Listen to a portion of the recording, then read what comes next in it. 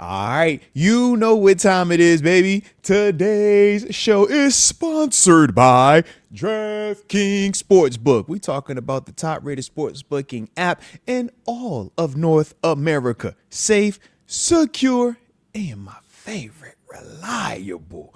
And we know NFL season is back in full effect, and we all are enjoying the emotional roller coasters, right? The highs and the lows. But that's what we like about it. Because, you know, when we get a chance to actually add some more incentives to our emotions with these games, it just spices it up that much more. And how do you do that? Same game parlays. Of course, you got those options. Of course, you could pick, you know, prop bets and everything else included. It's a plethora of options for you to indulge in. But you know me, man, if I'm going to talk to you about it, I'm coming correct. Promo code is Moats. When you make your first bet, $5, you will receive $200 in bonus bets instantly. It's a beautiful, beautiful, beautiful concept, all right? But at the same time, I understand you get lost in the sauce. For some people, you might even develop a gambling problem. Well, if you live in New York, you see the digits that you could text. But for everybody else, the digits to dial are 1-800-GAMBLER. I got to talk to him. We got to find out.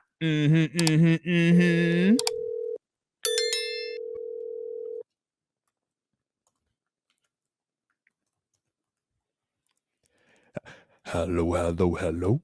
Yo. There it is. What they say, peace to the gods and the earth, bro. What the word is? What's the word? We got Rod Dollars, aka Mr. Sherilyn. Like I said, man, you so much of a regular on the show. Like I know your number now. You feel me? I was like, oh yeah, that's Rod. I know that number. That's Rod. That's for sure, Rod. Like shout out to you, man. As always, I appreciate you. You know that, baby. You already know. But let's get it going. Let's get it going. 31-17, week 2, back-to-back 100-yard rushes. What's your energy, man? What's your thoughts? How we living right now, man? Oh man, hey, like now I'm not in panic mode, but I'm in like what's going on out there mode. You know what I'm saying? Like, bro, we having issues that should have been addressed during preseason. You know what I'm saying? Like, what's going on out there, man? For real, man, with the D-line getting pushed back in the run game. And then I'm like, bro, we running the toss. Why can't we run the toss like the Seahawks ran the toss on the 19? Hey, look, why our toss play look different than they toss play, man? That's a dang good question, bro. The edge, you know what I'm saying? Why can't nobody, you know what I'm saying? Hey, I'm watching I watched the Dolphins Patriots game. Even they had a toss play that worked. I'm like, hold on, bro. Everybody toss play works except our toss play. Why our toss play never works? And then it's another thing too, man. Like, let's stop playing. Caleb Johnson did make a big mistake. Yeah. He did make a big mistake. Let's get him out of there, though. He got to learn his lesson. Yeah. Put Jabril back there. Ooh. Jabril put his arm around him on the sideline and said, young pup, I'm going to show you how to spin. Young pup, don't even worry about it. Hey, look. Can we get the old school pregame dance where he give us the full cue hop? Like, you know the clip. Everybody know the clip went viral. We're like, oh, man, what is this? Oh, he's fire. All right. Like, yeah, I need that because I know he nice with it, man. And then in the tight end room, if I was in there, I would straight up have to tell everybody, Darnell Washington is tight end number 1. DTE 1. There's no reason why that man should not be on the field every single play unless he's tired. It's like having an extra tackle out there on the run play. And we know what he do after he catch the ball. He dribbling heads off the ground. You know what he on. And then with Pat and Jonnu, we could still mix them in there on some plays. You know what I'm saying? But as far as tight end number 1 goes, that's Darnell job in my head. Now, Rod, I gotta ask you though, Rod. He the brokest in the room though. We look at Moat and Jonnu. That's new money. Both of them dudes, double-digit things, man. How we take him off the field? That's all we got. We gonna get him on the field, but as far as primary, like the base formation, because we gotta have Darnell out there, especially in red zone. We need him out there on that field, man. You know, I'm with you. I'm like, I'm with you for sure. But I'm like, yo, that's 20 mil between them other two. Man, we need something now. I We need know. That's when the something. money come in and everything like that. We gotta like think about everything. Like, man, I just want to play football, man. It says, I yo, just want the best possibility out there that's gonna win the game. You know, he said, get rid of all that fluff, get rid of all that, the politics. Yo, who's nice and who's get not? rid of That's what all we that. want. I'm trying to win the game, man. I'm trying to win the game. I'm trying to put us in position to Yes, win, man. yes. I feel you. Hey, Oh and my then God. watching the game back, right, and watching the game again, like at first I was like, man, the O line, but watching it again. The O line really good and A-Rod really good. I have no complaints on the O. I mean, we can get better in the run blocking for real. But shoot, A-Rod, he trying to do his job. Like he trying to give you a chance to get open. That's why he holding the ball so long like that. And then the offensive line is blocking for real. He able to hold it that long because they blocking good. So I'm like, yo, that's on. And then that's when my eyes turn to the wide receiver room. Uh-oh. And I'm like, yo, why is it so hard for y'all to get open? DK, you ain't even DK right now. I'm calling him by his government until we start making He's the Kalen. He's the Kalen from now on. The Kalen Metcalf. That's who he is. Oh, man. He's consistently, man. Because, bro, right now, so honest, bro, we don't even have a wide receiver talk about Rod. You mean to tell me the 5 and ends and them slants that he didn't drop back-to-back weeks that it got you hot on him, man? Oh, bro, come on, man. Your name is the apex out there, man. You can't be dropping, man. Nothing that hits your hand should be on the ground, man. And you already know how we roll over here when it comes to wide receivers. We had AB, man. If it get anywhere near AB, he was bringing it down. Come on, man. One hand, no hand. You can't stop that. Facts. Man, come on, man. Come on, DK. We need the Kalen. We need a little bit more from you, baby. We need a lot more from you, man. You wide receiver number one. Right. You trying to be right now. We don't have a wide receiver number 1 or 2. We just got a whole bunch of wide receivers. I'm still waiting on him to have one of them boss up moves, and then we can get the cool sign language in the end zone. I'm like, bro, we ain't even got that on the web. Like, yo, I want to stand on business, man. Come on, man. We need consistency, man. Come on, we got everything going. Come on, wide receiver room. Come on, somebody step up, baby. Let's step up. Let's win. Come on. Man. Shout out though, baby. Shout out. I like it. Well, I do gotta ask though. All right. Because I know I'm with you. It was a lot that, we left out that game with. We're like, God, dog, bro, what we going to do? How we feeling about this? But then we got Patriots this weekend. Yeah. What's your early feelings on that one? You feeling optimistic? You feeling confident? Or you got questions over there also? Oh, man, yeah. It's going to either go 2 ways, man. They're going to either blow us out or we're going to blow them out. He said somebody getting 30 on their head top. I don't know if it's us or them, but somebody will get 30, all right? Because they janky, we look janky. From the Patriots right now, I'm looking at us and I'm like, bro, we can run the ball down their throat. Let's just run the ball, off tackle, zone, outside zone, inside zone, dive. We can do whatever we want to do. Like, let's go. Let's put a fullback in there and let's get it rocking.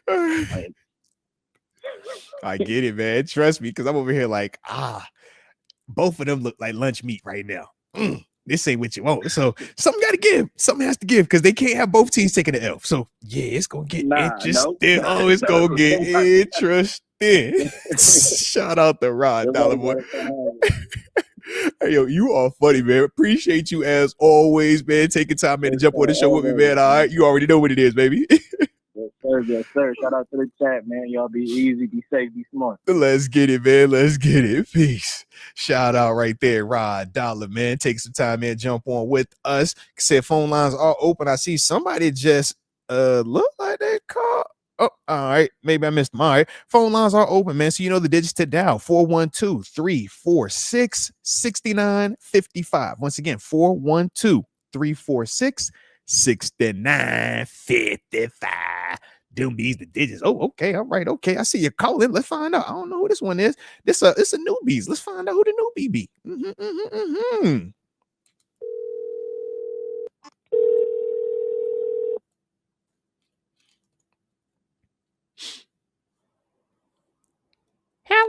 Hello. What's the word? What's the word? It's Arthur Moats who I'm talking to. Who's calling, Man. baby? You know this is Jared Pittsburgh Steelers for life.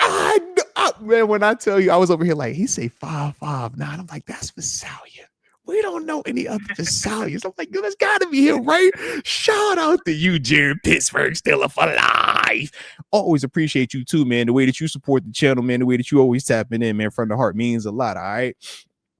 100. Let's go. But man, let's get into it, man. How did you feel following Sunday's game? 31-17, nasty looking, 100+ on us, back-to-back weeks, 30 on us. What's your energy, baby? What's your energy? All right, first things first. Our defense did not give up 30 points back to back. Ooh, talk your talk. That's there. I'm tired of hearing about it. It was 24. Okay, it's still not up to to our standards. Less than 30 though. I like what you did right there. Less than 30 for sure. Okay, and that might be seeking comfort. I love it. I love it. What it is. Cook. You cooking right now. You cooking. Get in your bag. It was tough. It was tough to watch, but our O-line, they did their job. Shout out. They did do their job. Two of them, A-Rod ran into. It is what it is. Absolutely. I like that. Okay. DK got to get open. Yeah. Wide receivers got to get open. Facts on that. Now, how do you feel about our wide receivers? We know that was, one of the things that was really talked about prior to the season starting. Wide receiver two. Week 1, different result with the wide receivers and in comparison to week 2. But what's your energy on that group right now, man? Where's 10 and where's 13? Ooh, okay. That's what I want to know. Okay. Where's Roman and where's Scotty Miller? Our little speedy tough guys, man. Heck yeah. Yeah. I mean, we saw Scotty last year and saw what he did with our plethora of quarterbacks. Ain't that the truth? We saw what Roman does in this preseason. Granted, it was against 2s and 3s, but I think that could work. Yeah. Because those two are like our former number 18. Ooh. Just get open and catch the ball. Yes. I like that right there. And I wonder also how long we're going to stay married to this identity of 12 and 13 personnel, where you're seeing more Darnell, John New, and Pat Freiermuth versus some of those smaller wide receiver groupings where you will get more of the Romans and Scotties out there with the DK Metcalf and company. We just haven't seen a ton of that, but I do see what you're eyeing over there. I like that, baby, for sure. I mean, why not put Darnell in the backfield? Ooh, okay. All right, we'll spice it up then, because that's what we be doing with Darnell or with Connor. Excuse me, with Connor Hayward. Yeah, you're right. Okay. That's a lead blocker. You can flare out into the flat. Just and then you can still have Jonnu and Pat and DK on the outside. Man, he trying to break out the big body group right there, man. We're gonna muscle everybody to death with that one. Heck yeah. Something's got to happen. No, respect on that. Respect. Now, what about defensively? I know we said that they didn't give up 30. It was only 24 points. So shout out to them. They did get better from week 1 to week 2. But did you leave out of there feeling whole? Did you feel validated when we say we got the top paid defense in the league? Did you feel like, you know what, man, they're my guys? Or did you have a little bit different feeling on Sunday? Yes and no. Oh, all right. Shout out. No. All right. It's going to take a little bit. There's a lot of new faces in there. Yeah. It's going to take a little bit. Between new faces and injuries, I get it. Next man up. I get that. But if your next man up isn't starter capable, give us after the bye, and then my answer might change. Okay. All right. But, we need Harmon in the middle. I mean, that's the first rounder. I mean, when you think about it, definitely the first rounder. First rounder, big body. YA, he needs to, once he gets his feet underneath him, he can possibly, because that's what we've been missing for a while. Yes. Is, a Casey Hampton. Shoot, I was about to say the closest we probably had was between Javon Hargrave and Tyson Alualu. I was like, But with both of them, it was still, we never had long enough to really appreciate it and fully like lean into it. You know what I mean? So now we're trying to figure out who's the next, who's gonna be it, and we wanted to be Ben. That's the young dude, man. But right now, man, he's in a little bit of a slump, man, in terms of his consistency. So yeah, I'm with you. I see what you're saying, baby. Benton, that's another to it. He's not. Okay. To me, he's not a D tackle. He could be a D tackle, but he's got to put on weight, like muscle, and I see what you mean. Get stronger. I just think he's too small. Yeah, I see what you want. Okay. Let's go. Man, you over here talking today, Jaren. I like it, baby. Shout out. And look, y'all know ball in the 559 for Sal, y'all. All right, shout out. Let's go. Now, we know we got another one coming up, though, this weekend, baby. That's the NFL. We don't get to wait and lick our wounds for too long. It's time to turn that page. Patriots. How you feeling? Run it down their throat. Okay. Let's go. Just run it down their throat. Let's see who the toughest is. Give our defense a break, sustain drives. Yeah. And then when you keep running it, play action. Okay. Shoot, both coaches got the same identity when you think about what Vrabel's going to want to do over there, run the ball, play defense. So, yeah, I see what you want. I see it. Blitz them, Cole Holcomb. Oh, 5'5". I need you in there. Shout out to my 5'5" guy. LBs, Peyton, and PQ, they're too much of the same. Those are my tracker cover guys. Yeah. Holcomb, let's go, buddy. Yeah, all right. Because they got that over in New England with Bob. Think about it, man. Spillane gonna thump you. You know that? Yeah. I mean, if you can thump King Henry on the goal line and break your hand and still play, that's football. Hey, look. In a clear win. It wasn't a stalemate. It wasn't. He took. He won. He won that rep. Like, yeah. Back on back. Yeah, he won that rep. Crazy. That's a bad man. Don't play with that man. Don't play with that one. Yeah. I like that, baby. I like that. Hey, man, shout out to you, Jaren. All right. Shout out to you. Appreciate you as always, man. Tapping in, man, and calling the day. All right. All right, man. I appreciate it. And shout out to the chat. Y'all already know what it is. Let's go. Shout out, man. This is a blast right here, man. Always enjoy. You know what I'm saying? We open up these phone lines, man. And as I checked the clock, I had to make sure we had time, make sure I wasn't, you know what I'm saying, gonna mess up on anything. So yeah, we got time, man. Phone lines are open. Oh, I got called. Each one.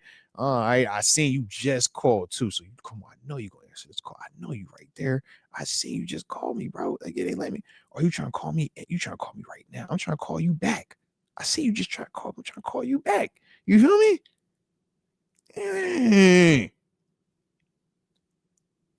Come on. All right. I think I got it. Here we go. I think. We'll know within the first second when he says hello.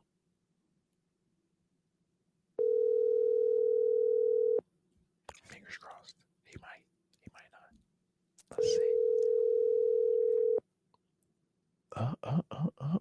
Maybe not. Maybe. Oh, come on, man.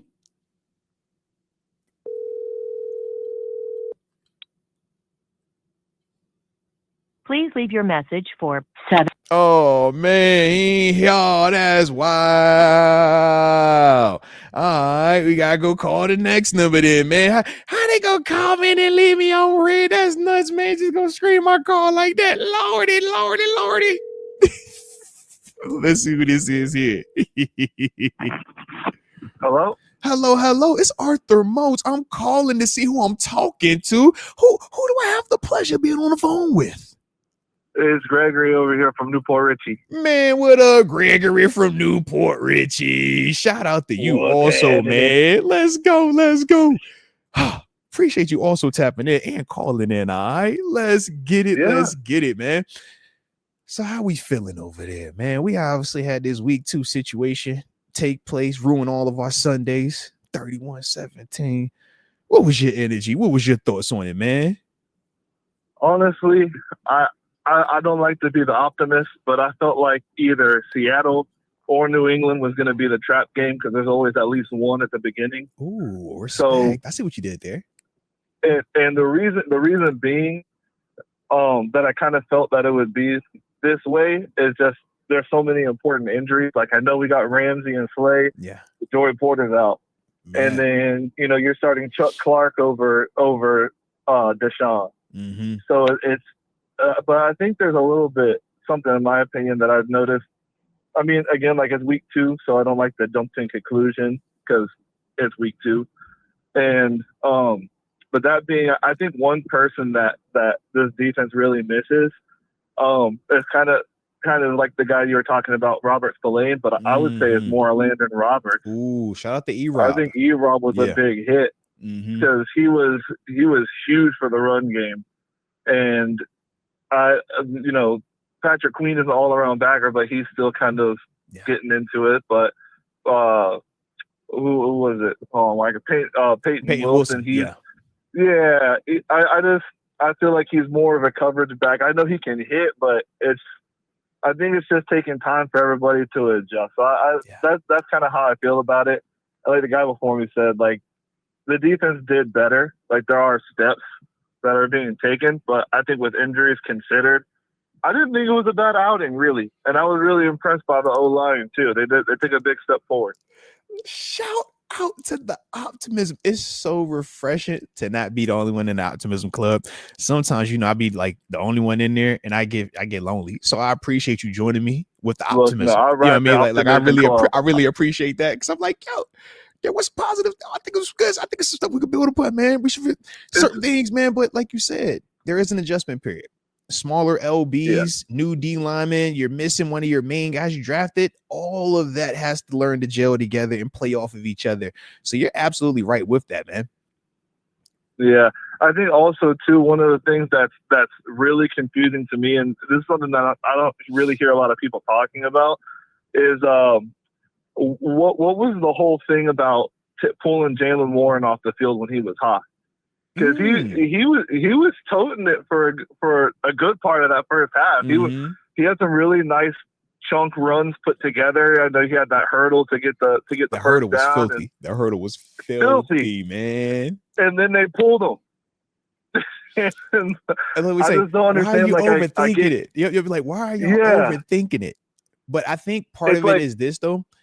As much as Coach Tomlin loves the bell cow, right, in terms of the L Bell, Le'Veon Bell that he can give the ball to 30 times, I don't know if they believe Jalen Warren can sustain that. So I think part of it is they want to kind of like pace it a little bit.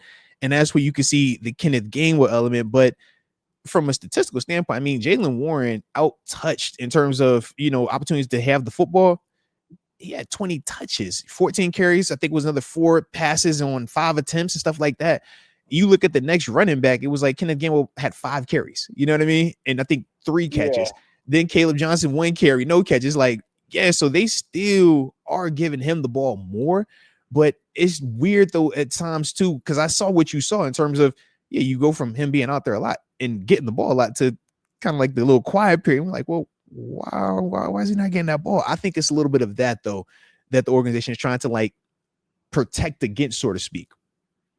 Yeah, I or feel sort of. to play a little devil's advocate though. Mm-hmm. I remember a time where Kenny Pickett was hurt, and Mitch was was having a little bad time, so we put Mason in. And what was Mike Tomlin's response? Let's ride the hot hand. Oh yeah. So for context, like I feel what you're saying that Jalen had a lot of the touches, but it's in context. So it's in the fact that he's busting a 6-yard run, a 10-yard run, pull him out of the game and put Kenneth in for 2, then put Caleb in, and then put Jalen Jalen back in as I just feel like that what does that do like to a player when they're having success and then they get pulled out, and then they go back in and then get pulled back out. So I feel like, to me, I feel like it's just like if he's hitting those runs, let him do what he's doing. Like he's doing a good job. We all know that he's running back one. It's very clear he's running back one, and Kenneth Gainwell is there for a purpose to be that nice change of pace. Absolutely. I just don't see if you have a guy running people over, hurdling people, and getting these yards, and that's what's working. Then you pull him out, but let's put this new guy in, and it's not working. You know what I'm saying? I feel like that's something that, like, again, I want to be optimistic about it. Not sure it's Tomlin, but it just doesn't make any sense. On top of that, the other thing is, I want more Darnell Washington love. He's so good. Okay. And I think just like that 2-point conversion where he caught it over dude's head. Mm-hmm. Like what? Like we're in a situation when we're in third and short. Why not? Why not throw a little possession spot to him on the outside? I'm sure he can come down with it. I like it. Well, and the only thing I would say is this as the rebuttal to both things. Part of, in terms of the Darnell Washington thing, man, as much as we love the jump ball and specifically him in it, just across the history of the jump ball pass, right? In terms of the mismatch, it isn't a 100% success rate, or is it even this crazy thing where nothing bad can happen? We've seen turnovers happen from that, penalties happen from that. So there are some things that you have to worry about. So that is just something that I do feel like at times they're not going to just spam it. It just, every single time run that, because it's not as effective as like the tush push, so to speak, or sort of. In the other part, when we're talking about Jaylen Warren, once again, it's like, yes, we know he's our best, most productive, most explosive back on the roster right now. And that's why they paid, and that's why they moved on from Najee. But you have to gauge against the workload. Very similar to if you have a car, right? Your car can only have, how much gas is in that tank, right? So it doesn't matter what you think this car can do right now. It's like, it only has this much gas. And the refill is you got to sit it down, right? So that's part of what you got to have to gauge against as well. So it's like, there's times where you hit, you like, man, we getting good. We feeling good. But we know, man, we still got a long journey left ahead of us, man. Do we want to hit it all the way right now and just say, F it, maximize it? We're not going to live in our fears. Whatever happens, happens. Or are we going to say, hey, bro, pace it a little bit, man. I know we can hit this right now, but pace it. It's a long season, man. Pace it, because that's the other side. Because what you don't want to happen is when it really gets to the critical portion of the season, this dude has been overworked. And now when we need him and we, are trying to rely on him, it's kind of like the argument we've brought up with the defense on multiple times late in the years. They just don't have it anymore. It's like, man, they didn't lost it all. And that's the thing that I think that at times they're concerned with, because he is different in terms of his body shape, body type, than Najee, who we know, man, he could take all them hits. And it was like, you almost got better as the season went on, right? It was like when everybody else got more sore, this is when you would get the Najee ball out of it. Jaylen Warren, though, with him being more of a faster, explosive dude, we got to worry about, man, what does the accumulation of this September workload do to him come November, come December? And you don't live in your fears, but I think it's just that's what they're balancing right now. So I get that frustration, because I'm with you. I'm like, if it works, why go away from it? But that is some of the behind the scenes thinking with that as well, though. Yeah. I think one more thing too is just I don't know what it is, if it's the play calling or if it's Aaron Rodgers, how he's seeing the field. I just don't get, like, he's making incredible passes. Don't get me wrong. That little off platform throw down the side, that was filthy. It was beautiful.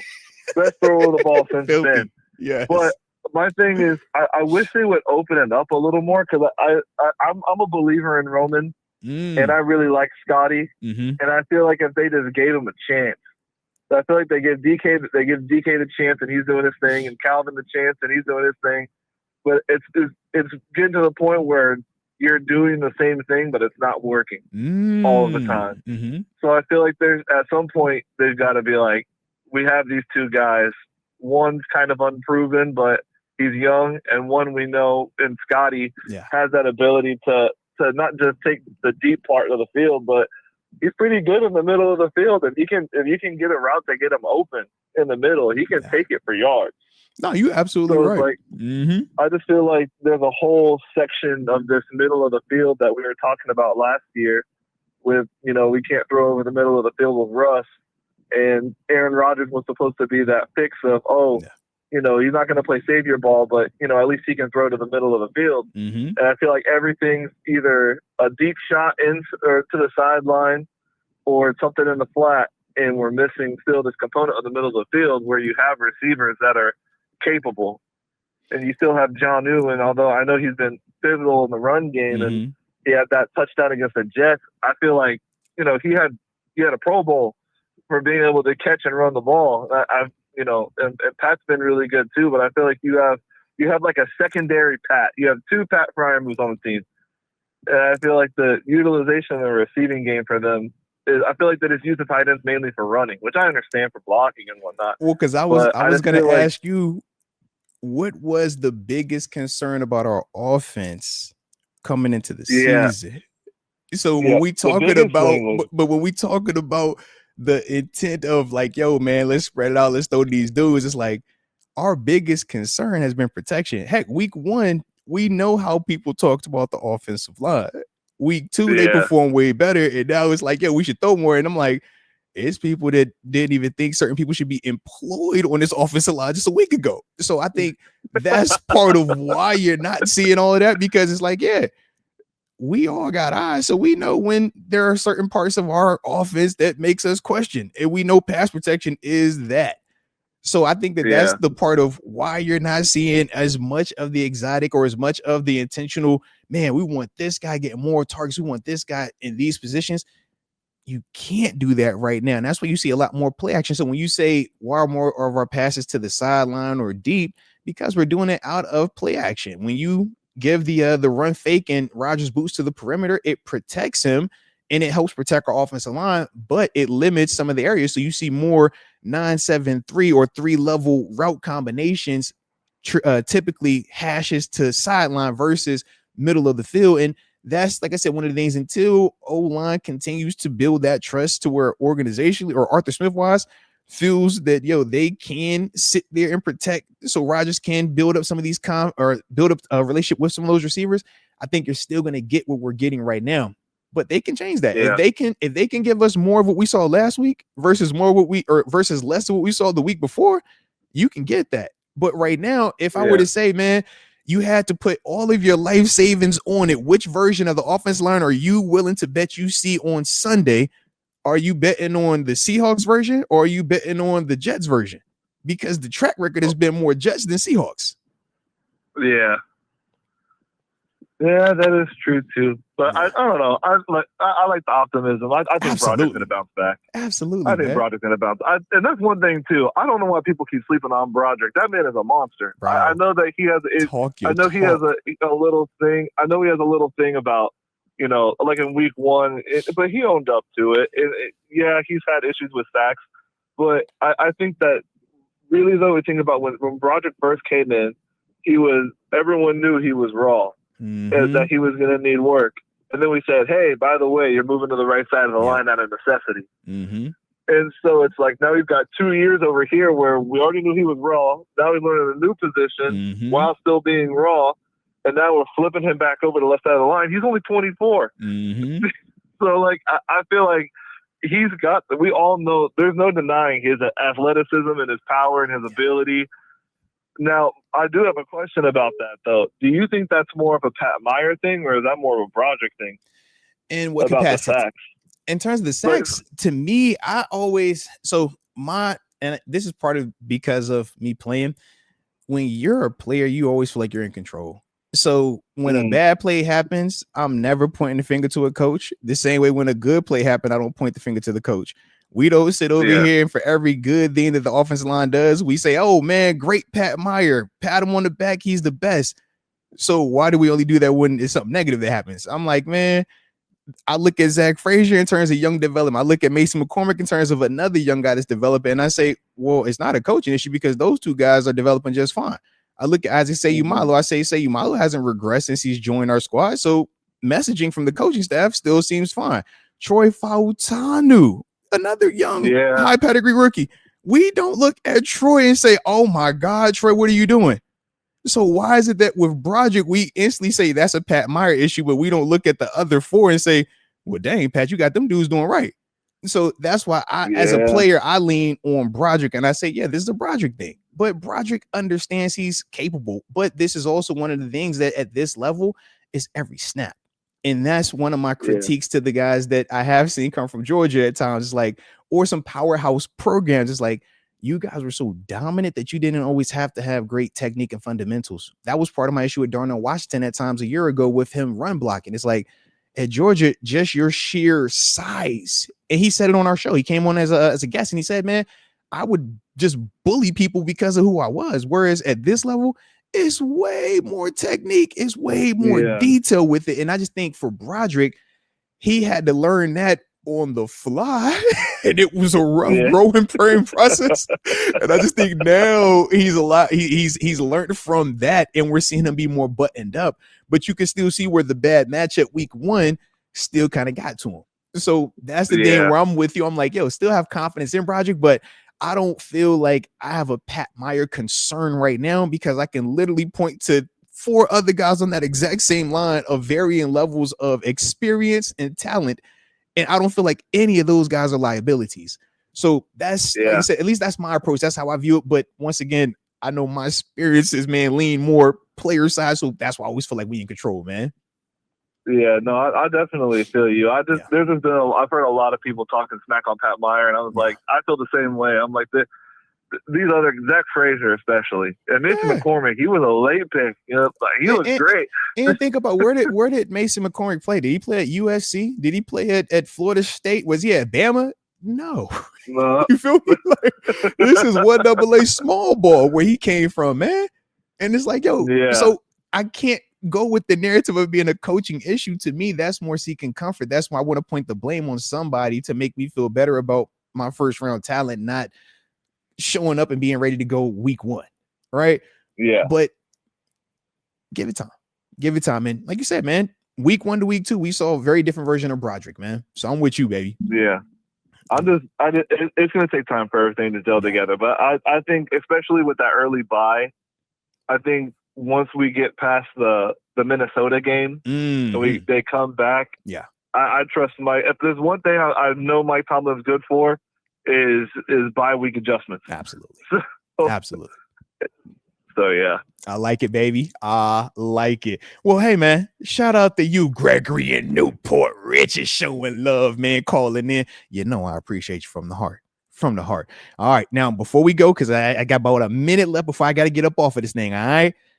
I got you. Who you like this weekend though, man? Steelers, Patriots. I just need to hear you say it. I like when you say it. You know that. I like my Pittsburgh. Yeah. Let's get it, man. Hey, stay safe. There's one thing though. Oh, what you got? There's one thing though. Yeah. They need to watch out for that running back, and they got a running back in New England. His name is Travion Henderson. Yep. Talk. Remember, I am an Ohio State guy. OH. Mm-hmm.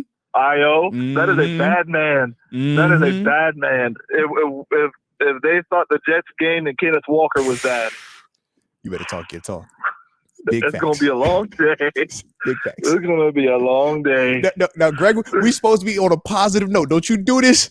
We optimistic. But you said optimism. Give me the optimism before we go. Don't you do me like that before we leave here, man. I got a butt. All right. I think after week 2 and listening to Patrick Queen talk about how he felt after that game, I think I put a lot of money on this that we're going to see a more fiery version of PQ coming out of the tunnel in week 3. Let's go, man. I got a little ongoing thing with some of my buddies at work, and I have PQ for at least one form of a turnover on this game. As far as, in my opinion, I think it's coming in the form of a fumble. Okay. I think it's a strip fumble, and I just something about it. I feel like there's a little ticker in Patrick Queen's brain, and I think it just went off. Let's go after the 2 big bombs, especially because the defense is so well paid. Yes. Even though there's injuries, I feel like they kind of all together as a collective look at, we're supposed to be all this, but we let up 30 to the Jets. And, so I think we're going to see a new defense. But I look at PQ and say I don't see any reason why he's not going to be able to to do a little damage. So there's my positive note. Let's go. And look, well, that's how we can end it right there. So I appreciate the positivity. I appreciate the convo as well. And as always, the support for the show also. All right. Oh yeah. No For sure, doubt, man. Appreciate you again. Peace, baby. Shout out right there, man. And everybody that did get a chance to call in, you know I appreciate you from the heart. Y'all know the drill. Hit the like button one time for the culture and subscribe if you are new to the channel.